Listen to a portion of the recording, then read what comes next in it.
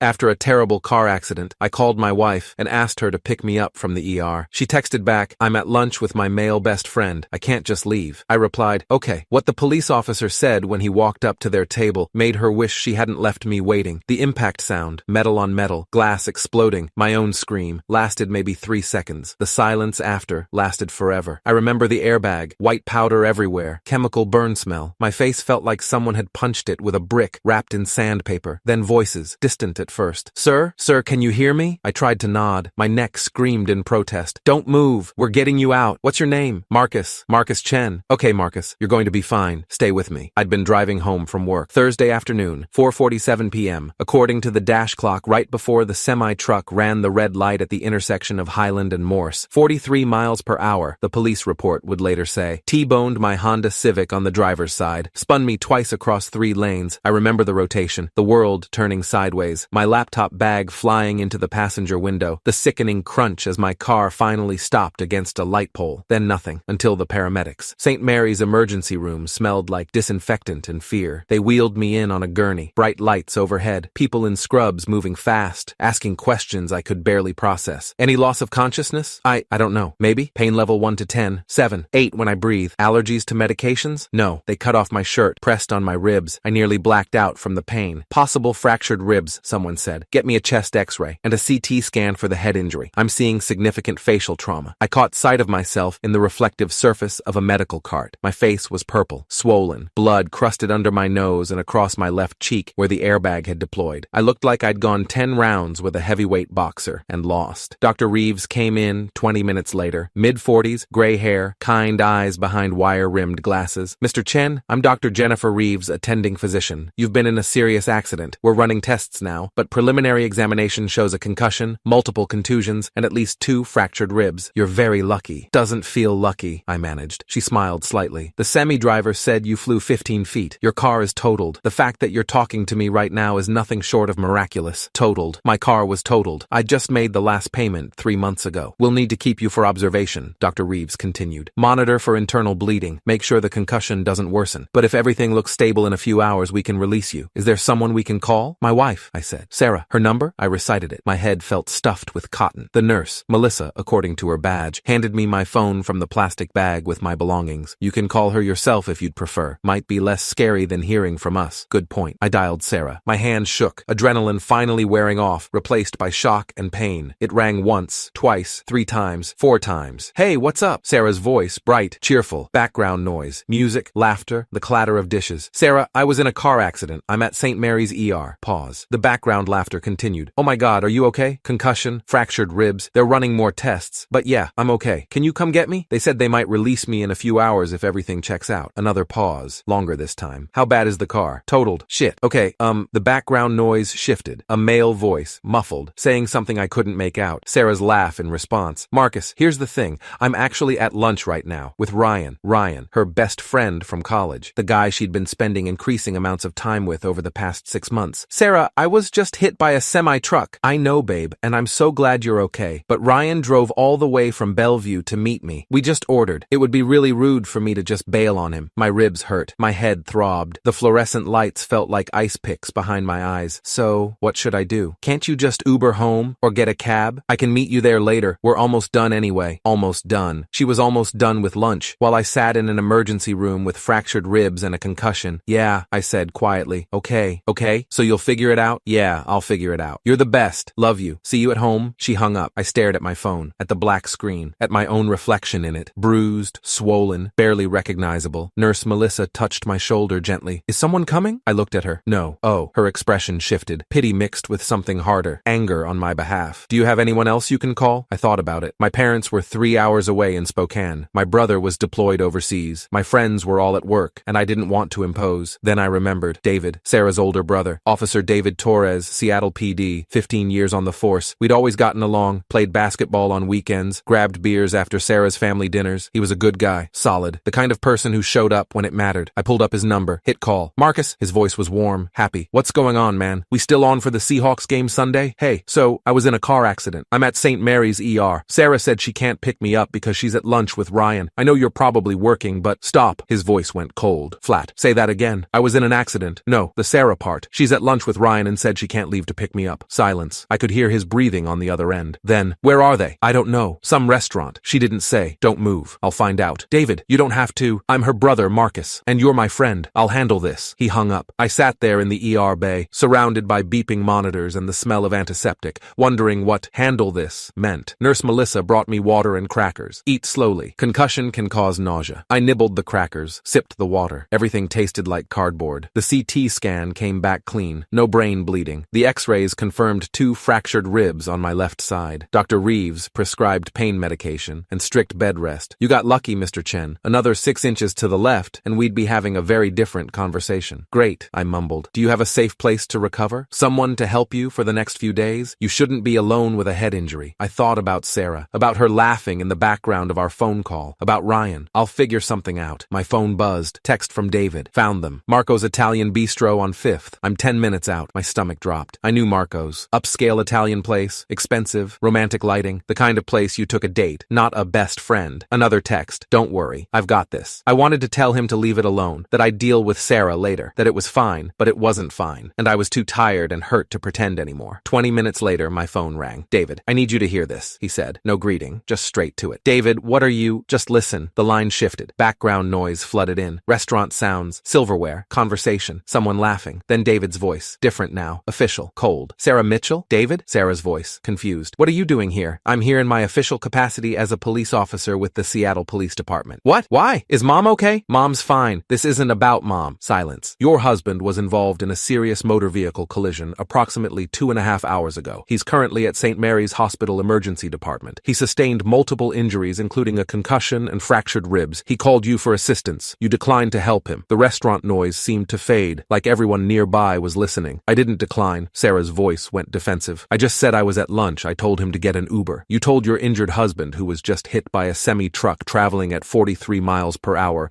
whose car is completely totaled, who is sitting in an emergency room with a head injury that could have killed him, to get an Uber, while you finished lunch with your male best friend. The way he said male best friend dripped with contempt. Officer Torres, a new voice. Male. Nervous. I think there's been a misunderstanding. And you are? Ryan Mitchell, Sarah's friend from college. We were just catching up. There's nothing. Ryan Mitchell. David's voice went colder. The same Ryan Mitchell who's been texting my sister at 11 p.m.? The same Ryan Mitchell whose name I've heard 50 times in the last 3 months? The Ryan Mitchell my brother-in-law is currently in the hospital while Sarah prioritized having lunch with. Silence. Officer, this is really embarrassing, Sarah started. Embarrassing? David's laugh was sharp, cruel. You want to talk about embarrassing? Every person in this restaurant just heard me explain that you abandoned your husband at the ER. Look around, Sarah. They're all staring at you. I could picture it. The upscale crowd at Marco's. Business people on lunch breaks. Couples on dates. All of them watching this drama unfold. David, please. It's Officer Torres, and you're coming with me. Right now. We're going to the hospital, and you're going to pick up your husband. But Ryan drove. Ryan can get an Uber. The contempt in David's voice could have stripped paint, since you seem to think Uber is an appropriate solution for emergency situations. This is insane, Sarah said. Her voice was shaking now, crying. You're making a scene. You're humiliating me in front of everyone. I'm humiliating you? David's voice rose, not quite shouting, but loud enough that I knew the entire restaurant could hear. You humiliated yourself. You chose lunch with Ryan over your husband in the ER. I'm just making sure everyone here knows exactly what kind of wife you are. Chairs scraped. Sarah's voice. Fine, fine. I'll go. Just, can we please leave quietly? Too late for quiet, Sarah. By the way, Mom knows. I called her on the way over. She's actually at the hospital with Marcus right now. You told Mom? Sarah's voice cracked. The whole family knows. I group texted them. Figured they should understand what's happening. Mom's exact words were, I didn't raise you to be this kind of person. A sob. Then footsteps. The restaurant had gone completely silent. I could hear it through the phone. 60, 70 people. All watching. All judging. David's voice again. Pitched to Carrie. Folks, I apologize for the disruption to your meal. But when someone abandons their spouse after a serious accident, sometimes family has to step in. Enjoy your lunch. The restaurant door opened. Traffic sounds. Sarah crying. Then David's voice, closer to the phone. Marcus, you still there? Yeah, I'm bringing her to you. We'll be there in 15 minutes. David, you didn't have to. Yes, I did. Your family. And what she did? He paused. That's not okay. It's not even close to okay. The line went dead. I sat there in the ER bay, phone in my hand, trying to process what had just happened. Nurse Melissa had been standing in the doorway. She'd heard everything. Your brother-in-law? She asked. Yeah, he sounds like a good man. He is. And your wife? She didn't finish the sentence. Didn't need to. Yeah, I said quietly. Yeah. 15 minutes later, I heard voices in the ER hallway. Sarah's voice, high and tearful. David's voice, calm and immovable. Then a third voice, older, female, furious. My mother-in-law, Linda. Sarah Marie Torres, what were you thinking? Mom,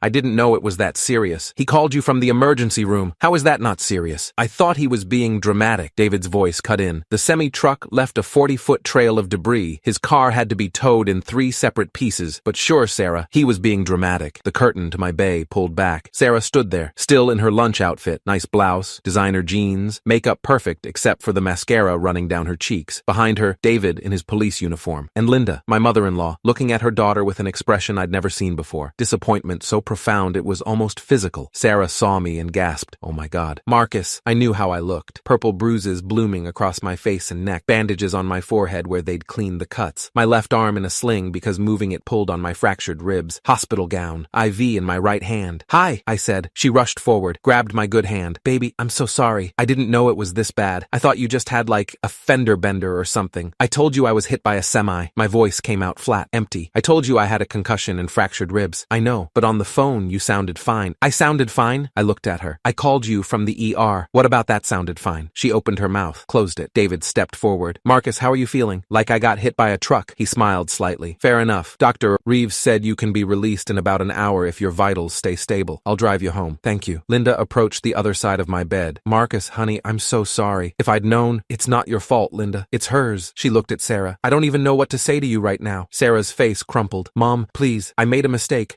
Ryan had driven so far, and I thought Marcus would be okay and..." "Ryan." Linda's voice went sharp. "You're still talking about Ryan. Your husband is lying in a hospital bed, and you're making excuses about Ryan. That's not fair. None of this is fair." Linda's voice rose. Other ER staff glanced over. She lowered it again, but the anger remained. "You took vows, Sarah, in sickness and in health. This is literally the in sickness part, and you chose lunch." Sarah was full on crying now. "I didn't know what else to do. Ryan was already there, and Marcus said it was okay. I said okay because what was I supposed to say?" I asked quietly. "Beg you to come? Force you to care that I was hurt? That's not..." "I do care. You cared more about not being rude to Ryan than about me being in the ER." The words hung in the air. Sarah shook her head desperately. "That's not true. I love you. I wasn't thinking." "No," I agreed. "You weren't." Dr. Reeves appeared, tablet in hand. She took in the scene. Crying wife, angry mother-in-law, stone-faced cop, bruised patient, and her expression went carefully neutral. "Mr. Chen, your vitals are stable. No signs of internal bleeding. I'm comfortable releasing you with strict instructions. Bed rest for at least 3 days. No driving for a week. Follow up with your primary care physician in 72 hours. Return immediately if you experience worsening headache, vomiting, or loss of consciousness." "Understood." She handed me a packet of papers. "Your discharge instructions and prescriptions. Take the pain medication as directed. Ice your ribs 20 minutes every few hours. And Marcus," she looked at me seriously, "you need someone with you for the next 48 hours. Concussion protocol. Is that possible?" I looked at Sarah. She nodded quickly. "Of course, I'll take care of him." Dr. Reeves glanced at David, then back to me. "You have my card if you need anything." The implication was clear. If you need anything, she's not providing. The ride home was silent. David drove. Linda sat in the passenger seat. Sarah and I were in the back. She kept trying to hold my hand. I kept pulling away, not to be cruel, just because I couldn't let her touch me, couldn't pretend everything was fine. We pulled up to our apartment building. David helped me out of the car, up the stairs, into our second-floor unit. Sarah unlocked the door. The apartment looked exactly as I'd left it this morning. Coffee mug in the sink, work bag by the door, normal Thursday morning, before everything changed. David helped me to the couch. Linda went to the kitchen, started making tea without asking. Sarah hovered. "Marcus, can I get you anything? Water? Your pain meds? Do you want to lie down in bed?" "I'm fine here." "Are you sure? The bed would be more comfortable." "Sarah," I looked at her. "I'm fine here." David sat in the armchair across from me. "Marcus, I need to ask you something, and I need you to be honest, okay? How long has this been going on? The Ryan thing?" Sarah made a strangled sound. "There is no Ryan thing. I'm not asking you." David's voice was cold. "Marcus, I thought about it. About the last 6 months. About the increasing number of work dinners that Sarah came home late from. About the texts I'd seen flash across her phone. Nothing explicit, but familiar, intimate. About the distance growing between us. 6 months," I said. "Maybe longer. I'm not sure. Have you talked to her about it?" "A few times. She said Ryan was just a friend, that I was being paranoid." David looked at his sister. "You made him feel crazy for noticing." "I wasn't doing anything wrong." Sarah's voice rose. "We're friends. We have lunch. We text. That's what friends do. Friends don't prioritize each other over spouses in emergencies," Linda said from the kitchen. "Friends don't make their husbands feel paranoid. Friends don't..." She stopped, took a breath. "Sarah, honey, I love you. You're my daughter, but you need to take a hard look at what you've been doing." "I haven't been doing anything." "Then why did you choose Ryan over Marcus today?" David asked. "Explain it to me. Make it make sense." Sarah opened her mouth, closed it, tears streaming down her face. "I panicked," she finally whispered. "When Marcus called, I panicked, because Ryan Ryan was sitting right there, and I knew how it would look if I just left, and I thought Marcus would understand and— You thought wrong, I said, quietly. She looked at me. Marcus, please, I'm sorry, I'm so sorry. I made a terrible mistake. But I love you so much.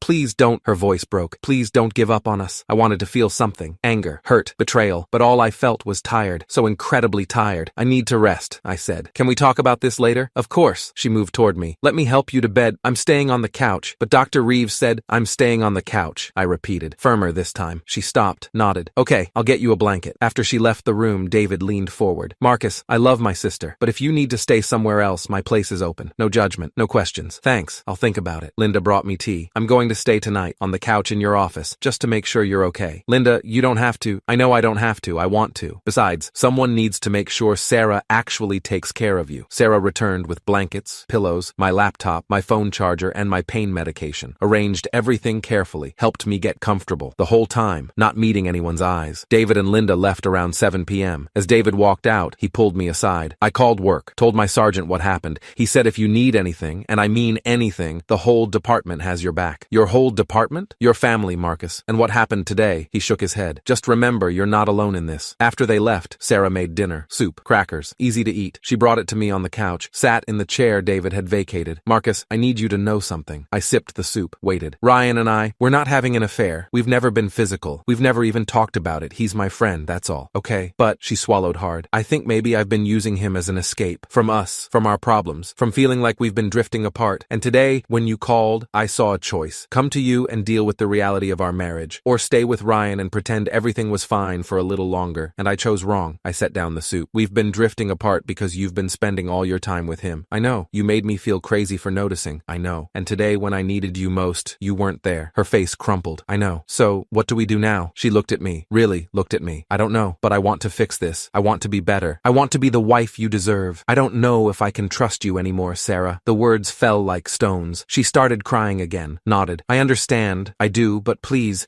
don't give up on us yet. Give me a chance to prove I can change. That's all I'm asking. I thought about it. About 3 years of marriage. About the good times before Ryan. About whether people could really change. I need time, I finally said. To think, to heal, to figure out if I even want to try. Okay, she wiped her eyes. Take all the time you need. I'll be here. I'll prove it to you. I promise. The next morning, I woke up to voices in the kitchen. Sarah's voice, talking to someone. I sat up carefully. My ribs screamed. I'd forgotten to take my pain meds before bed. Shuffled to the kitchen. Sarah was on the phone. Don't care. I'm not meeting you for coffee. I'm not meeting you for anything. My husband needs me. Pause. Ryan, stop. Just stop. I can't do this anymore. Whatever this is, it's hurting my marriage. It's hurting Marcus. And after yesterday, her voice broke. I almost lost everything. So no. The answer is no. Don't call me again. She hung up, turned around, saw me standing there. Marcus, hi. Did you need— Was that Ryan? Yes. He wanted to meet up. Talk about what happened. I told him no. And what? What did he say? She looked down. He said I was overreacting. That your family was being dramatic. That it wasn't that big a deal. What do you think? She met my eyes. I think he's wrong. I think it was a massive deal. And I think the fact that he doesn't see that is exactly the problem. Something in my chest loosened. Just slightly. I'm blocking his number, she continued. Deleting him from social media. I'm done. Completely done. I watched her pull out her phone. Watched her block Ryan's number in front of me. Delete him from Instagram, Facebook, Twitter. Remove him from her contacts. It felt performative, like she was trying too hard, but it also felt real. Thank you, I said. Don't thank me for doing what I should have done months ago. Over the next few days, Sarah proved herself. She took time off work, stayed with me constantly, helped me to the bathroom when my ribs made it hard to move, made meals, kept the apartment clean, gave me my meds on schedule. Linda came by every day to check on us. David dropped off groceries and stayed for dinner. Sarah's phone stayed silent. No texts from Ryan, no late night calls. But I still couldn't sleep in our bed, couldn't let her touch me beyond necessary help, couldn't quite forgive. On day 4, during a visit from Linda, Sarah broke down. I don't know what else to do, she sobbed. I'm trying so hard. I'm here, I'm present. I cut Ryan out completely, but Marcus won't even look at me. Linda held her daughter. Honey, you hurt him deeply. It's going to take more than 4 days to fix that. But how long? How long until he trusts me again? I don't know. Maybe never. Maybe he won't want to fix this. And if that happens, you have to accept it. Sarah looked at me. Is that what you want? For this to be over? I thought about it. Really thought about it. I don't know, I said, honestly. I know I'm angry. I know I'm hurt. I know that when I think about you choosing lunch over me, it feels like my chest is caving in. But I also know we built something real before all this. And I don't know if I'm ready to throw that away. So what do? We go to therapy. We work on this. You prove over months, not days, that you can be trusted. And we see if we can fix what broke. She nodded. Okay, yes, whatever it takes. Linda squeezed her daughter's hand. And Sarah, Sarah, you need to understand something. What David did at that restaurant, exposing you in front of everyone, that's going to follow you. People are going to remember. Your friends, your co-workers, everyone who heard about it, you're going to have to live with that. I know. And Marcus is going to have to live with what you did. Every time he needs you, he's going to wonder if you'll show up. That's the reality you created. I know, Sarah whispered. I know. 3 months later, we were in Dr. Patricia Morrison's office, our marriage counselor, licensed for 16 years, specializing in infidelity and trust recovery. Sarah, Dr. Morrison said, tell Marcus what you learned about yourself in the last 90 days. Sarah took a breath. I learned that I was using Ryan as an escape from intimacy with Marcus, that I was afraid of being vulnerable in my marriage, so I created a pseudo-relationship that felt safer. And when Marcus's accident forced me to choose, I chose wrong, because choosing Ryan meant I could avoid dealing with my fear for a little longer. Dr. Morrison nodded. Marcus, how does that sit with you? It helps, I said, understanding the why, but it doesn't erase what happened, nor should it, Dr. Morrison agreed. Sarah, you made a choice that day that showed Marcus you couldn't be trusted in a crisis. Rebuilding that trust is going to take years, not months. Are you prepared for that? Yes. Even if Marcus decides ultimately that he can't forgive you? Sarah's eyes filled with tears. Even then, we sat in silence for a moment. Marcus, Dr. Morrison turned to me. Are you willing to try? Genuinely try? I looked at Sarah, at the woman I'd married 3 years ago, at the woman who'd failed me when I needed her most, at the woman who'd spent 3 months showing up every single day to prove she could change. Yeah, I said, I'm willing to try.